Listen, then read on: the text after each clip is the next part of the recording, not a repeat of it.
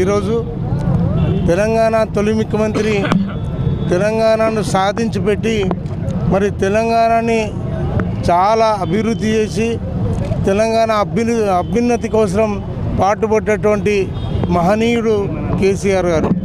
దేశంలోనే కాదు ప్రపంచంలో ఈరోజు కేసీఆర్ పేరు మారుమోగుతూ ఉంటే మరి ఈ మూర్ఖంగా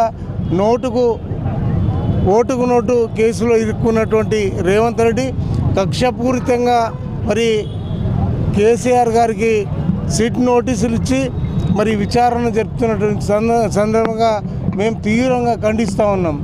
ఈరోజు కేసీఆర్ గారికి 60 లక్షల మంది కార్యకర్తలు, అదే రకంగా 4 కోట్ల మంది ప్రజా ఆశీస్సులు కేసీఆర్కు ఉన్నాయి. మరి రేవంత్ రెడ్డి కాంగ్రెస్ సర్కారును మరి బొందబెడితే పాతాళానికి వెళ్ళే పరిస్థితి ఉంటుంది. మరి ఈరోజు ఖచ్చితంగా రేవంత్ రెడ్డి కక్షపూరితంగా మాట్లాడి పైశాచికానందం పొందుతున్నాన్ని తీవ్రంగా ఖండిస్తున్నాం. విఘ్నులైన ప్రజలందరూ కూడా ఆలోచన చేస్తూ ఉన్నారు. ఇంత మూర్ఖంగా వ్యవహరిస్తున్నటువంటి తీరు మరి ఎండగడతాం. ఎన్నికలు ఎప్పుడు వచ్చినా అప్పుడు ఖచ్చితంగా రేవంత్ రెడ్డి కాంగ్రెస్ను బొందబెడతామని చెప్పి ప్రజలు తీవ్రంగా విమర్శిస్తూ ఉన్నారు. జై తెలంగాణ.